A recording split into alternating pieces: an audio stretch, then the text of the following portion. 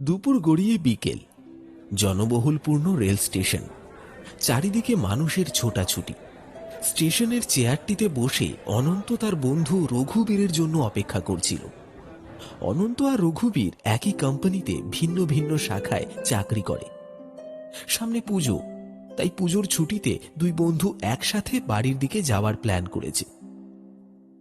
অনন্তের বাড়ি থেকে রঘুবীরের বাড়ি 5 মাইলের রাস্তা। তাদের গ্রাম প্রায় পাশাপাশি। অনন্ত রঘুবীরের জন্য অপেক্ষা করতে করতে শেষে বিরক্ত হয়ে যায়। তারপর তাকে ফোন করে বলে, হ্যালো, এই রঘুবীর, তুই কোথায়? তোকে বলেছি তাড়াতাড়ি আসতে, ট্রেন আসতে আর মাত্র 10 মিনিট বাকি। আচ্ছা থাম থাম, এত কথা বলিস কেন? আমি চলেই এসেছি প্রায়। আচ্ছা ঠিক আছে, তাড়াতাড়ি আয়।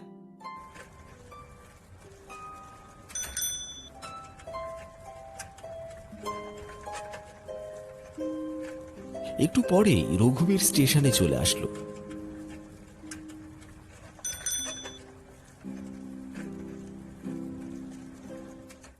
রঘুবীরকে দেখে অনন্ত বলল, সব সময় তুই লেট করিস, আমার একা বসে থাকতে কি ভালো লাগে বল? আমি লেট করি না, তুই সব জায়গায় তাড়াতাড়ি যাস, তারপরে তোকে অপেক্ষা করতে হয়। আর আমি একদম ঠিক সময় আসি। ওই যে দেখ, ট্রেনটাও এসে পড়েছে। এখন চল তাড়াতাড়ি উঠে পড়ি, নইলে সিট পাবি না।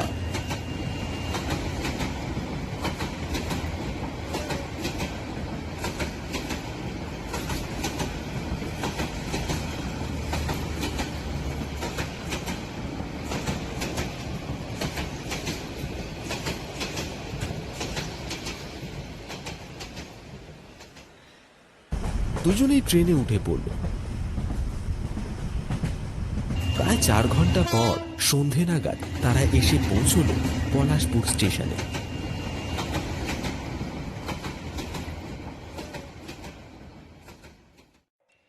স্টেশনটি একদম ফাঁকা, আশেপাশে কোনো মানুষের চিহ্ন পর্যন্ত নেই।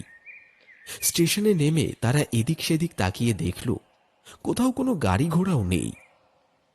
রঘুবীর বলল, দেখেছিস, এই হলো গ্রামের অবস্থা। সবেমাত্র সন্ধ্যা, তাতেই কোনো গাড়ি ঘোড়ার দেখা নেই। আর শহরে সারা রাত গাড়ি পাওয়া যায়। দেখ রঘুবীর, তুই জানিসই তো গ্রামের এমন অবস্থা। আর গ্রামের মানুষ সন্ধে লাগতেই বাড়ি ফিরে যায়। তাহলে গাড়িওয়ালারা বসে থেকে কি করবে বল? চল এখন কথা না বাড়িয়ে হাঁটতে থাকি, দেখি সামনে যদি কোনো গাড়ি পাওয়া যায়। এরপরে দুজনেই ফাঁকা স্টেশনটি ত্যাগ করে সামনের দিকে হাঁটতে লাগলো। গ্রামের রাস্তার দুপাশে ছোট ছোট বাড়িঘর আর গাছগাছড়ায় ভর্তি। সন্ধে নেমেছে বলে বাড়ির বাইরে কেউ নেই, তা না হলে ছোট ছোট ছেলে মেয়েদের খেলতে দেখা যায় বরাবরই।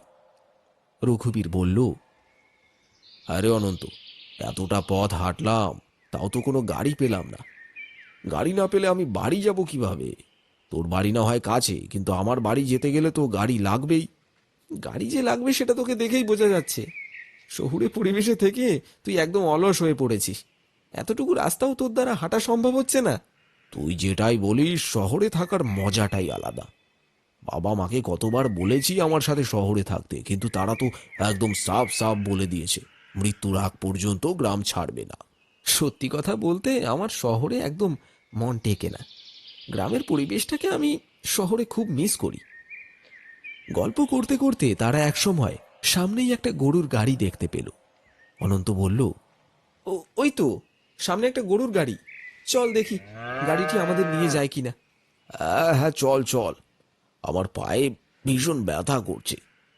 সামনে এগিয়ে গিয়ে অনন্ত গরুর গাড়িওয়ালাকে বলল,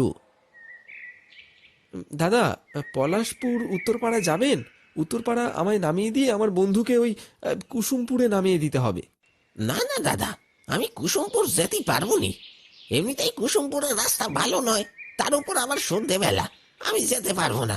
যদি উত্তরপাড়া যেতে চান তাহলে উঠে পড়ুন। যেহেতু আর কোনো গাড়ি পাওয়া যাচ্ছিল না, তাই বাধ্য হয়েই সেই গাড়িতেই উঠে পড়ল তারা। ওরা গাড়িতে উঠতেই গরুর গাড়িটি চলতে শুরু করলো। অনন্ত বলল, রঘুবীর, তুই না হয় আজ রাতটা আমাদের বাড়িতে কাটিয়ে কাল সকাল সকাল বাড়ির পথে রওনা দিস। মনে হয় তুই ঠিকই বলছিস। কুসুমপুরের পরিবেশটি আর আগের মতন নেই। রাতের বেলায় চোর ডাকাতদের উপদ্রব বেড়েছে। আবার কি বলতে কি হয়, আর তাছাড়া এতটা পথ হেঁটে যাবার আমার শক্তি আর অবশিষ্ট নেই। তাহলে ফ্রেশ হয়ে দুজনে হরি কাকার চায়ের দোকানে বসে আড্ডা দেওয়া যাবে। কতদিন হরি কাকার হাতের চা খাই না বলতো। হ্যাঁ, এতক্ষণ পর তুই একটা ভালো কথা বললি। চা না পেয়ে শরীরটাও কেমন যেন ম্যাচ ম্যাচ করছে। তার উপর যদি আবার চাটা হয় হরি কাকার, তাহলে তো কোনো কথাই নেই। চলতে চলতে গরুর গাড়িটি একসময় অনন্তের বাড়ির সামনে এসে পৌঁছল। অনন্ত আর রঘুবীর গাড়ি থেকে নেমে বাড়ির ভেতরে প্রবেশ করল।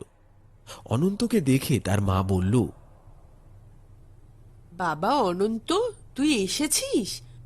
কতদিন পর এলি বাবা। তুই ভালো আছিস তো বাবা? হ্যাঁ মা, আমি ভালো আছি। তোমরা ভালো আছো? রঘুবীরকে সঙ্গে নিয়ে এলাম, গাড়ি পাচ্ছিলাম না বলে। ভালো করেছিস বাবা। তার মধ্যে কুসুমপুরের এলাকাটাও আর ভালো নেই। তবে যা বাবা, ঘরে গিয়ে হাত মুখ ধুয়ে খেতে আয়। না বাবা, এখন খাবো না। আমরা একটু হরি কাকার চায়ের দোকানে যাব চা খেতে। ঠিক আছে, যাবে যাও, কিন্তু বাবা বেশি রাত করো না। কয়েকদিন থেকেই বটতলায় মানুষের লাশ পাওয়া যাচ্ছে, তাই দুজনে তাড়াতাড়ি ফিরে আসবে। আচ্ছা বাবা, আমরা তাড়াতাড়ি ফিরে আসব, তুমি একদম চিন্তা করো না। অনন্ত আর রঘুবীর ফ্রেশ হয়ে বেরিয়ে পড়ল হরি কাকার চায়ের দোকানের উদ্দেশ্যে। দোকানে পৌঁছতেই অনন্ত হরি কাকাকে বলল,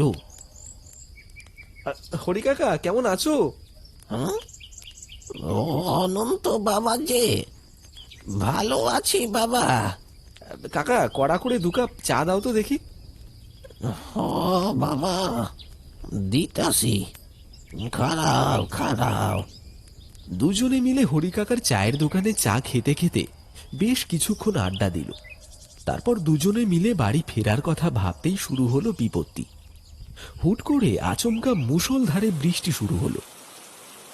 ওদিকে বৃষ্টি ছাড়ার যেন কোনো নামই নেই। রঘুবীর বলল, অনন্ত, এখন কেমন করে বাড়ি ফিরবো? সেটাই তো ভাবছি, দেখি আরো কিছুক্ষণ অপেক্ষা করে। বেশ খানিকক্ষণ বাদে বৃষ্টি একটু থামল। তারা দুজনেই বাড়ির পথে রওনা হলো। পথে হাঁটতে হাঁটতে তারা একটি বড় বট গাছের সামনে এসে ঠায় দাঁড়িয়ে পড়ল। দুজনে যেন ভয়ে তখন নড়তে পারছে না। তাদের চোখের সামনে বট গাছের ডাল থেকে ঝুলছে একটা মানুষের গলায় দড়ি দেওয়া লাশ। হঠাৎ তাদের সামনে মৃত লাশটি চোখ খুলে তাকিয়ে একটা বিকট আওয়াজে হা হা করে হেসে উঠল।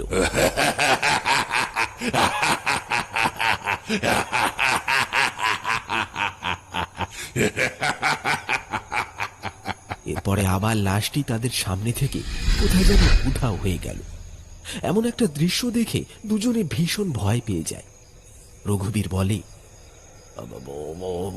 অনন্ত, এটা এটা কি কে ছিল? আমিও তো বুঝতে পারছি না, এখানে থাকা একদম বিপজ্জনক। চল চল, তাড়াতাড়ি পালা এখান থেকে। তারা যখনই দৌড়তে যাবে হঠাৎ তাদের দুজনকে কেউ যেন শূন্যে ভাসিয়ে দিল।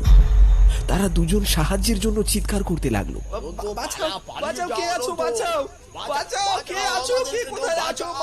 তাদের নিঃশ্বাস প্রায় ফুরিয়ে এসেছে। খানিক বাদেই তারা মৃত্যুর কোলে ঢলে পড়বে। এমন সময় কেউ তাদের নাম ধরে ডাক দিল, ও অনন্ত বাবা, ছেড়ে দে দুষ্টু, ছেড়ে দে। হঠাৎ করে তারা দুজনে মাটিতে ঠাস করে পড়ে গেল। দুজনে যেন আবার নতুন জীবন ফিরে পেল। অনন্ত হরি কাকাকে জিজ্ঞাসা করল, হরি কাকা, তুমি এখানে? তুমি না আসলে কাল সকালে হয়তো সবাই আমাদের মৃতদেহটা দেখতে পেত। আমি তো তোমাকে বলতেই ভুইলা গেছিলাম বাবা, তাই তো মনে পড়তেই তাড়াতাড়ি দৌড় দিয়ে আইলাম। কিছুদিন আগে এই গাছে গলায় দড়ি দেওয়া অবস্থায় এক অপরিচিত লোকের লাশ পাওয়া যায়। পুলিশ অনেক হদিশ করেও তাদের স্বজনদের সন্ধান পায় নাই।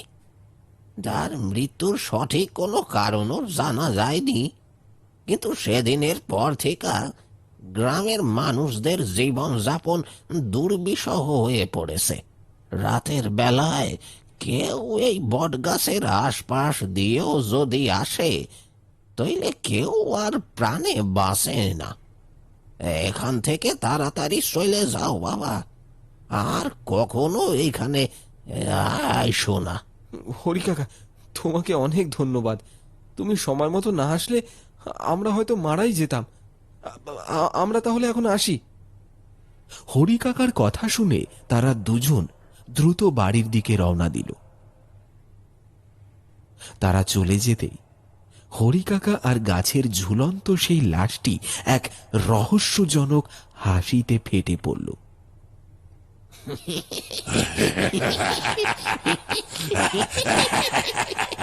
কি মজা, কি মজা। মরবি তোরা, তোরা সবাই মরবি।